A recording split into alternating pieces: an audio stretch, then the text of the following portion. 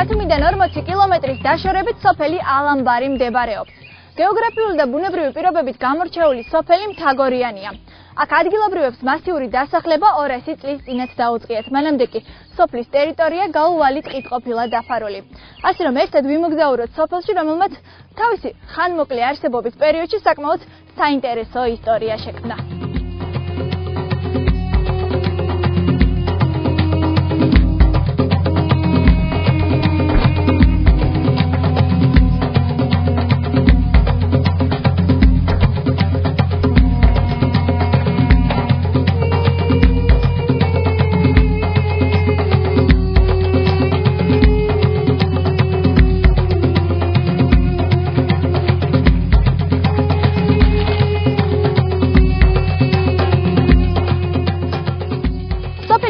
ალამბარი ზღვის დონიდან 60 მეტრის სიმაღლეზე მდებარეობს, რომელსაც მდინარე აჭყვა ორ ნაწილად ჰყოფს. მას აღმოსავლეთიდან სოფლების ზენითი და აჭყვის თავი, სამხრეთიდან გვარა და სოფელი ქობულეთი, ჩრდილოეთით კი მუხაესტატი და წყავროკა ესაზღვრება. სოფელი, სადაც 100 სხვადასხვა გვარის წარმომადგენელი ცხოვრობს, სულ 600 კომლისგან არის დასახლებული.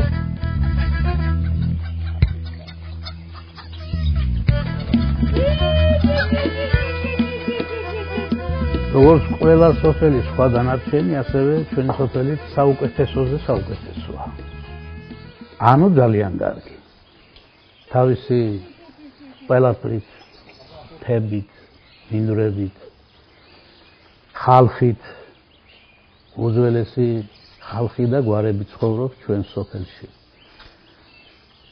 ჩვენი სოფელი კიდევ იმით გამოირჩევა სხვა სოფლებიდან, რომ თავდგირიძეთა სავანე ჩვენ სოფელში იყო, რომელიც ციხის ნანგრევებით დღესაც არის და სოფელი და ჩვენი სოფლელები დიდ ყურადღებას იჩენენ იმ ადგილისთვის, სადაც ეს ციხის ნანგრევები არის.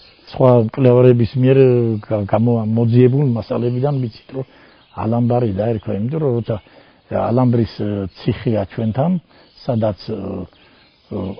ზაფხულობით ან უფრო მეტად ზაფხულობით ის პურის სამთავროში რახან შედიოდა, მთავარი აქ იმყოფებოდა ხოლმე და როცა აქ იმყოფებოდა, დროშა ფრიალებდა აი ციხეზე. და როცა ხალხი ხედავდა, რომ დროშა ფრიალებს, მაშინ ალამი ბარშა. ამით უკვე ყველა მიცოდა, რომ ეს მათი მთავარი იმყოფებოდა ალამბრის რეზიდენციაში. სოფელი ალამბარი უფროსების გადმოცემით დაერქვა თავდგირიძეების ციხესთან არსებულ. ესე იგი წამოსულა იქიდან ჯარი მოდიოდა ხომ აქედან სოფელში და ზევიდან დაუძახიათ სად არისო ეს ხალხიო და ალამიო ბარშიაო. ესე იგი ალამ ბარი გადმოცემით ასე ვიცი ეს.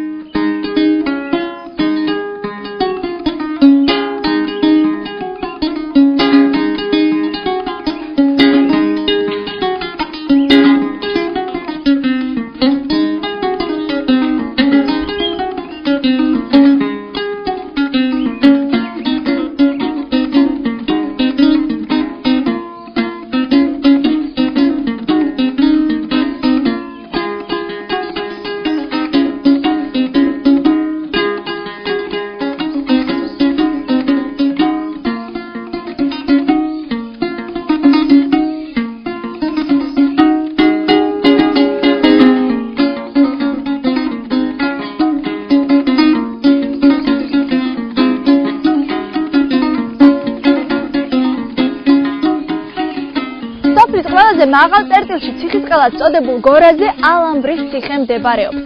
მას ადგილობრივი მოსახლეობა კატის ციხეს ეძახის. გადმოცემით იგი ჯერ გურიელების, შემდეგ კი თავად თავდგირიძეების საყრდენი პუნქტი იყო. შუა საუკუნეებში აშენებული ციხე ოსმალთა შემოსევისას განადგურებულა. ერთ დროს სტრატეგიულად მნიშვნელოვანი ციხესიმაგრისგან დღეს მხოლოდ ეს ნანგრევები შემორჩა.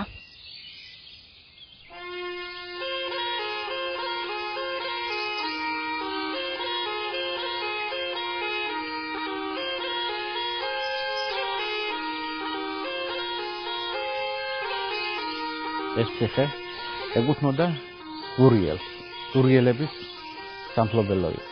შემდეგ მიათხოვა თავისი ქალიშვილი მამუკა თავდგირიძეს, რომელიც დასახლდა აქ და იმის შემდეგ, სადღაც მე-18 საუკუნის მიწურულს თუ დასაწყისში, მითით ახლა გადმოცემით ვიცი, რომ ეს ციხე მამუკა თავდგირიძის სამფლობელო იყო.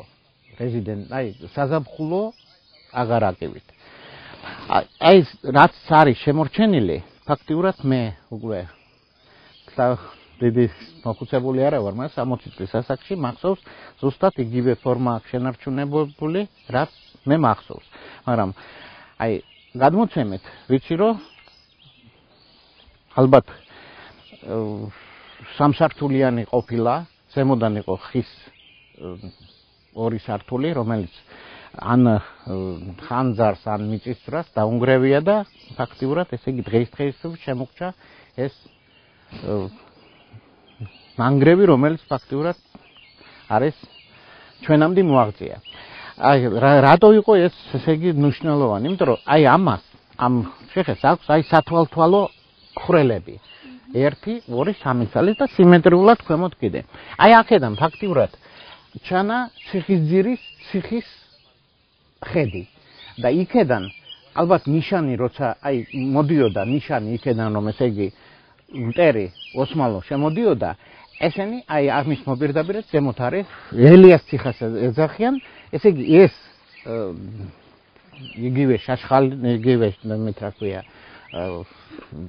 რაღაცა რაღაცა იმით აჩვენებდნენ იმათ რომ ესე იგი მტერი მოდის და აფრთხილებდნენ ესე იგი აქედან გადადიოდა იქეთ და იქედან ალბათ გურიაში იყო კიდე და უკვე ცნობილი იყო რომ მოდიოდა მტერი ესე იგი ფაქტიურად ეს იყო სათვალთვალო კოშკის ფუნქციასაც ასრულებდა იმ დროს როცა და აი დღეისობით შემოგჭა ეს ხვრელები სიმეტრიულად როგორც ზემოთ აი 3 აქ არის 3 ქვემოთ და გადმოცემით ესე იგი ეხლა მე ჩემამდე მოვიდა ის რომ ეძახიან კატის ციხეს და აი რისთვის აი დაერქვა ამას კატის ციხე ეს ალბათ მითია ალბათ ადგილობრივებმა შეარქვენ მაგრამ რისთვის და რატომ ნამდვილად ამის შესახებ ჩემამდე აი წყარო არ არსებობს და არც სადმე არ არის დაწერილი რომ ამას ქვია ესე იგი არა თავდგირიძეების და მამუკა თავდგირიძის ციხე ამან კატის ციხე და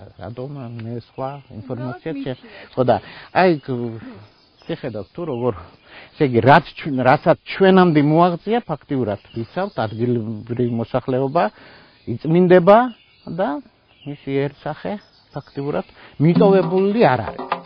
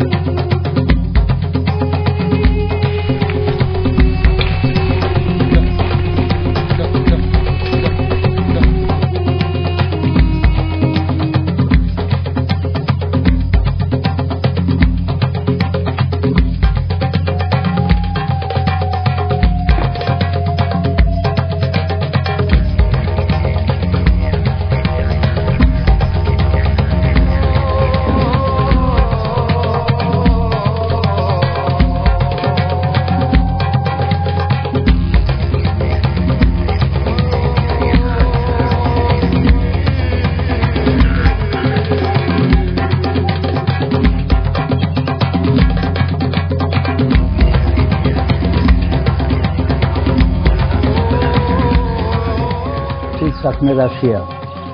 ახლა იმ შუა საუკუნეებამდე და შუა საუკუნეებშიც კიდევ აქ ამ სოფლებში მარტო ალამბარში კი არა, განარჩენ სოფლებშიც საერთოდ არ ცხოვრობდა ხალხი, რადგან მალარია მიმდინარეობდა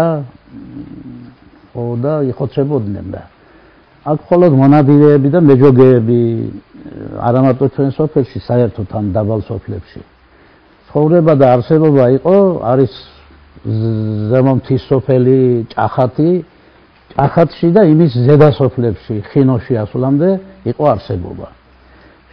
შემდეგ რა თქმა უნდა, როცა ცოტა განვითარდა ქვეყანა, შემოვიდნენ ვაჭრები, გემები, შემოიტანეს წამალი, აქედან გაქონდა კიდევ სხვადასხვა მასალები, თაფლი, სამთელი, ბზის მასალა და ასე შემდეგ, სანაცვლოდ წამალი შემოიტანეს ამ მალარიის საწინააღმდეგო. როცა გავრცელდა მოსახლეობაში ეს წამალი და უკვე მალარია საშიში აღარ იყო, შემდეგ დაიწყო ბარის სოფლებში ჩამოსახლება ხალხმა და მათ შორის ჩვენ სოფელშიც. ალამბარში 600-მდე კომლი ცხოვრობს, სხვადასხვა გვარის უმეტესი გვარი არის გოგიდიძეები, მიჟარაძეები, შემდეგ და სხვადასხვა გვარია, მაგრამ უფრო მეტი ეს ორი გვარია, უფრო იმით რაოდენობით ჭარბობს. ეხლა გვარებთან დაკავშირებით, ყველა თავისი ისტორია აქვს ეხლა. შეიძლება ყველას ისტორია მე არ ვიცოდე, მაგრამ ყველა გვარი კარგია ალამბარში, კარგი ხალხი ცხოვრობს, სტომართ მოყვარე, რაც სავარია და შრომის მოყვარე. ბევრი სოფლები არის, გვაკრავს გარს, დავიწყოთ მუხაისტატე, წყავროკა, აქ ჩრდილოეთ მხარით, აღმოსავლეთით ზენითი, აჭყისთავი, სამხრეთით გვარა, სოფელ ქობულეთი, ასე რომ ამ 6 თუ 7 სოფლის შუაგულში ვარ და ამიტომაც ალბათ სულნათმა მამუკა თავდგირიძემ, ამიტომაც და ჯერ გურიელმა როგორც ვთქვით, ამიტომაც აირჩია ეს შუა სოფელი თავის სატახტო ალაგად. მიხარია, იმიტომ რომ კარგი მეზობლები მყავს, კარგი ხალხი ცხოვრობს აქ. ხიში, გაჭირვებაში, დალხინებაში ყოველთვის ერთად ვართ ჩვენ. მიყვარს ხალხი, მეზობლები მიყვარს. ამხანაგები მყავს ბევრი, შვილებით დატვირთული ვარ, შვილიშვილებით და ასე შემდეგ და ასე შემდეგ. ასე რომ ძალიან საყვარელი სოფელია ჩვენი პატარა კერა დიდი სოფელი ალამბარი.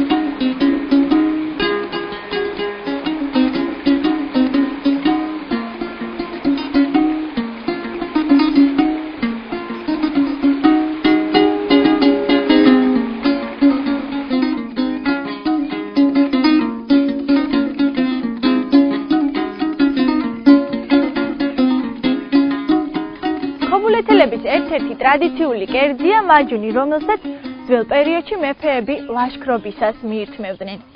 საინტერესოა, როგორ ამზადებენ ამ უძველეს კერძს წლების შემდეგ ღვთიესახლისების სოფელ ალამბარში. გამარჯობათ. შეიძლება? მოგძანდით. ვიმყოფებით სოფელ ალამბარში, ვამზადებთ ტრადიციულ კერძს, რომელსაც მაჯუნი ქვია, რომლის მომზადებაშიც მე ქალბატონი ნარგიზი დამეხმარება. ქალბატონი ნარგიზ, რა არის საჭირო იმისათვის, რომ კერძი მაჯუნი მომზადდეს? კერძი რომ მაჯუნი მომზადდეს, სამსაჭიროა ბრინჯი, შაქარი, ცოტა მარილი, თაფლი, წყალი. აბუდეს უნდა ეს ჩავყაროთ ყველაფერი და გამდანად დაველოთ და შემდეგ მომზადდება. მაშინ მოდით შევუდგეთ საქმიანობა თან ვისაუბროთ ამ კერძის შესახებ. როგორ უნდა დავიწყოთ? ბრინჯი უნდა ჩავყაროთ მოსახარშად. მოსახარშად ჩავყაროთ ბრინჯი. გავდავანეთ ეს მოიხარშება. ეს თვალისწომა რამდენი გირია თვალისწომა რამდენი არის საჭირო. გავანთეთ გას. დავილოდებით მოიხარება ბრინჯი, შემდეგ ამერიკება დაახლოებით ნახევარი არჩევდება, შემდეგ მომზადებული გვექნება შაქარი, თაფლი, როგორც გამშინჯავს ბრინჯი ცოტა რომ მოხარშული იქნება, შემდეგ დავაყრა სიროფს.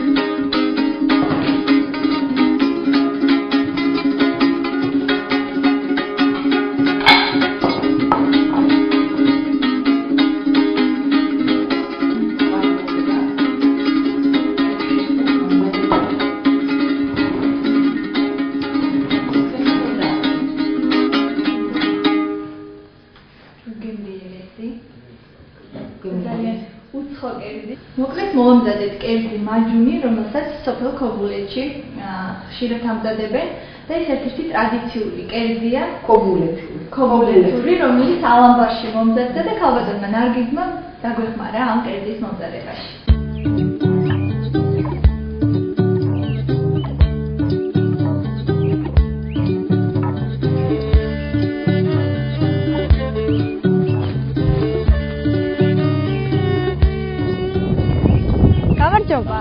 როგორ ახარ? მადლობთ, როგორ გზანდებით? მადლობთ, მეც არ ამიჩავს. ნადირობ? დიახ.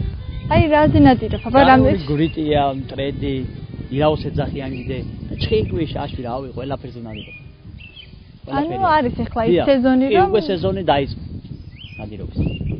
და წელს თუ დიახ, მოვყარი. მოინადირე. კი, მტრედი მოვგალი გარეული და ბევრი ჩიტები მოვგალი, მელაღური არის და ასე შემდეგ და რავი, ყველაფერი არის. ასე რომ სეზონი დაწყებულია უკვე. და ესე იგი სოფელ ალამბარში გამოდიხარ ეს? დიახ, გამოვდივარ ქობულეთში ცხოვრობ და ნადირობ. ეგ სახლი მაქვს ერთხანი და მიყვარს ნადირობ. და ეს ტერიტორია რატო შეარჩიე? ბევრია? აქ არის სანადირო ადგილები რა, მაღალი ადგილებია და უფრო მოდის აქეთ. და თან გადმოდის პერელიოტნი ადგილია და თან ნადირობ, მიყვარს ნადირობა. ესე იგი ხა პერელიოტნი ადგილას ვარ და მეც რომ მასროლინო ხო შეიძლება, აი როგორ შეიძლება? ანუ როგორ უნდა დავიჭირო? ხარზე მიდე. ესე ხო? როგორც ვიცით, ტყვია ხო არის? კი, ტყვია არის. კარგად მიდე ხარზე არ გატკინოს და ამით შეწკიპე. გადი ბაბულთე. ამით? დიახ, შეწკიპე მაგით. მოკიდე ეს ხელი ახანე. ეა, მაგრად ეიგავე. ჩიტი რო არ არის? ჩიტი არ არის. შეიძლება გავარტყათ. მაგრად, დაიჭირე. კარგია. მოკულა. ჩიტები არ მოგვიკლია, მაგრამ ნამდვილად გავაქციეთ. აი მე დედა მხარი. კარგი, წარმატებებს გისურვებთ. აი, მადლობა ურმეს. ბევრ კარგ ფრინველის მონადირებას გისურვებთ. კარგად იყავით, მადლობთ. ნახვამდის.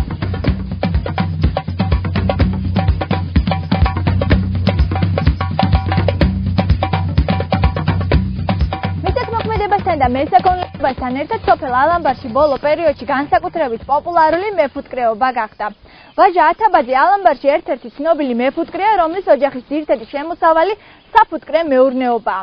52 წლის მეფუტკრე ფუტკრებს განსაკუთრებული მზრუნველობით უვლის, ამიტომ ზაფხულობით თავის გამოსაცვლელად მათ მთაში წაყვანას ვერავის ანდობს. როგორც სოფელში გვითხრეს, ის უკვე მთიდან დაბრუნდა და ახლა ფუტკრების დაბინავებაზე ზრუნავ.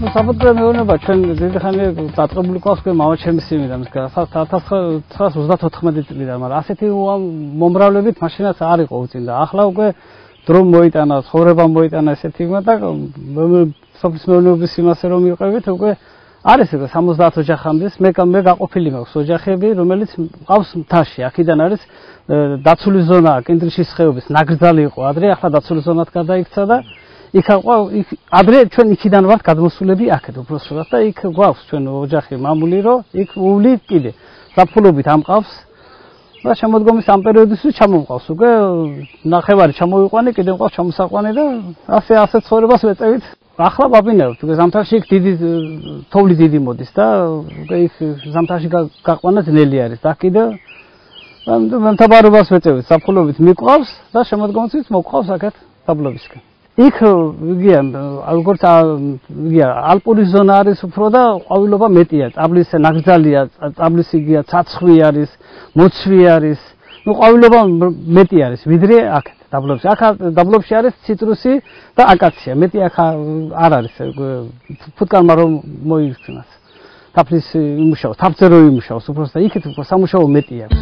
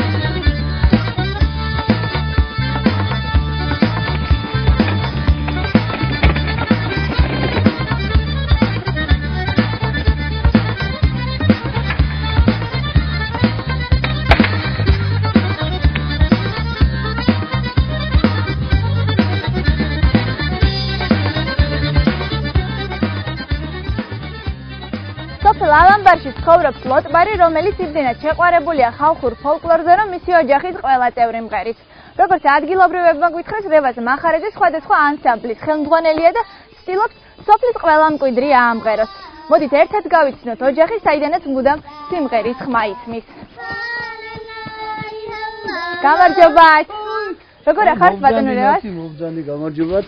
თქვენზე ამბობენ რომ ესე იგი ოჯახი მღერისო. თქვენს ოჯახზე საუბრობენ ალამბარში. დიახ. საინტერესოა, ძალიან დამაინტერესა და საერთოდ შემოგვესწერი რა. მობძანი გამარჯობა, მობძანი. გვაპატიეთ გაუფრთხილებლად შემოგესწარი. თულა გოგო ვაგიშოვდით და ესე იგი ამეცადინებთ შვილიშვილს, როგორც ხედავ. ბატონო რევაზ, რას შეგვისრულებთ ახლა? რას უმღერებთ მაყურებელს? მაყურებელს უმღერებ გურული სატრფიალო კი ესეთი სიმღერა. და ოჯახის სრული შემადგენლობა ასრულებთ ამას, რაც თავარია. გაგვეცანით აბა თქვენი ოჯახის წევრები, სად არიან? კი ბატონო.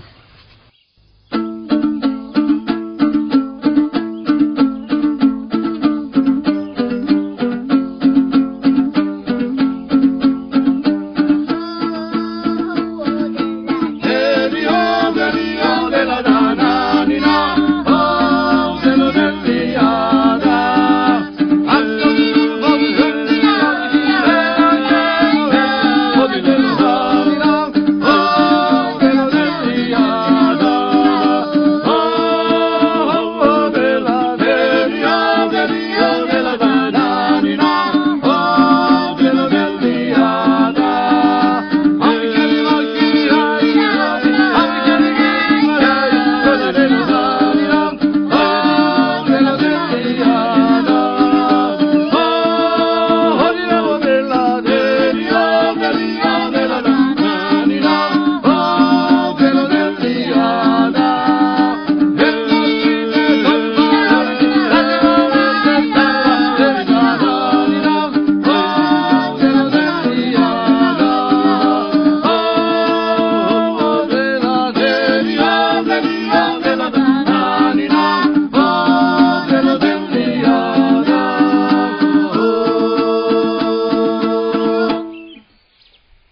ისტორიულ ადგილებთან ერთად სოფელ ალამბარში მოსვლისას აუცილებლად შენიშნავს უფლის ამაღლების სახელობის ეკლესიას, რომელიც წელიწადზე მეტია შენდება.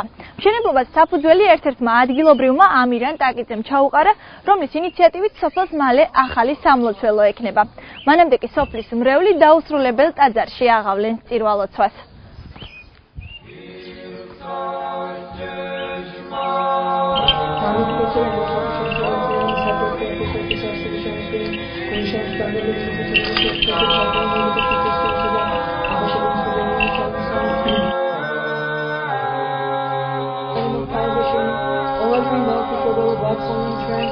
ნებასაჩემ თაღბლონი და ელოთებთან მალოთაჩემ და ბალთა და აყუდენ სალოცველოში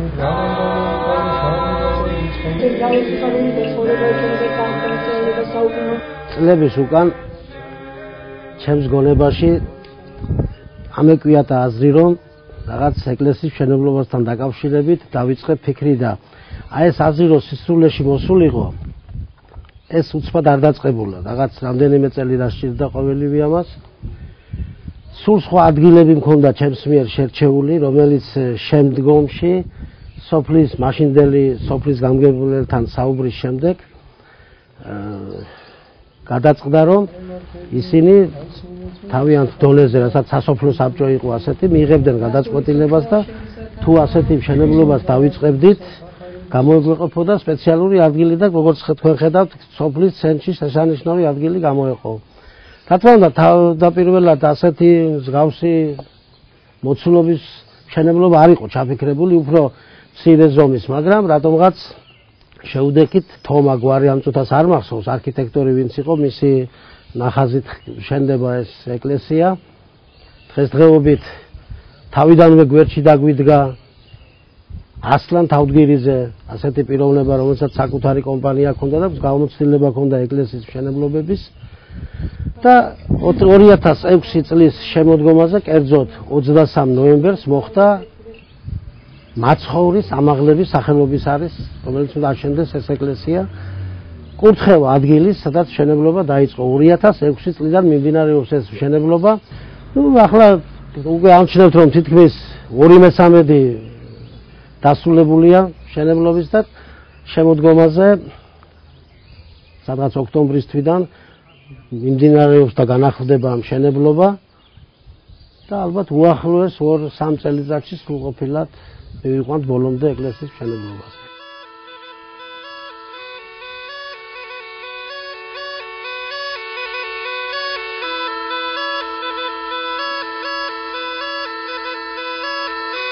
ალამბარში გამოირჩევა ცეცხლაძეების გვარი, სადაც ოჯახურ ტრადიციად შენარჩუნებული ქართული ფოლკლორი თაობიდან თაობას გადაეცემა.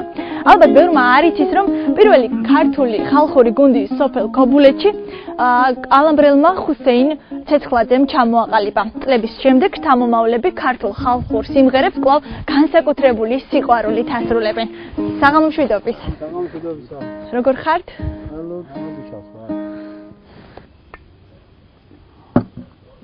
ამ ლამაზის სასმისით მე მინდა რომ იმ ხალხის ხსოვნის სარგეგრძელო მინდა შევსვა, რომელიც ამ სახლში, ამ ფუძეზე ცხოვრობდნენ. ეს იყო ისტორიული ხალხი, რომელმაც შექმნა ისტორია ალამბრის.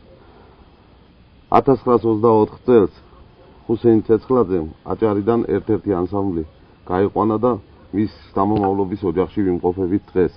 მოდი ისე ყოფილიყოს მისი სული გაანათოს ღმერთმა და მოგონებაში ამყოფოს მისი ლამაზი სული. ჩვენ თაობას ისე გვეტარებიოს ჩვენი ტრადიციები, რომ მისი დანატოვარი საქმეები ლამაზად და კარგად გაგვეკეთებიოს. გაუმარჯო. აცხონოს ღმერთმა და მისი სული სასუფეველში ყოფილიყოს.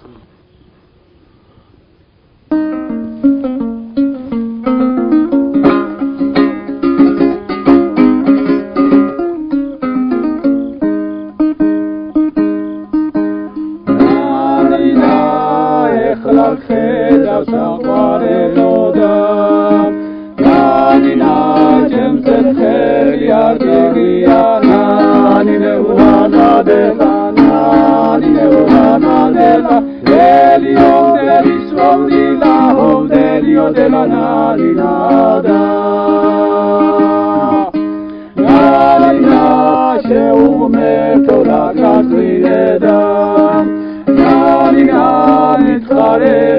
más piñera, Nadine volana de la, Nadine volana de la, Delio delislo di la, oh delio de la nalinada. მოკლედ მოვინახულეთ ალამბრის ციხე, გავიგეთ სოფლის ისტორია და რაც მთავარია მოვისმინეთ ხალხური ფოლკლორი, რომელიც აქ თაობიდან თაობას გადაეცემა. ეს ერთი დღე სოფელშია, დღეს ჩვენ სოფელ ალამბარში ვიყავით.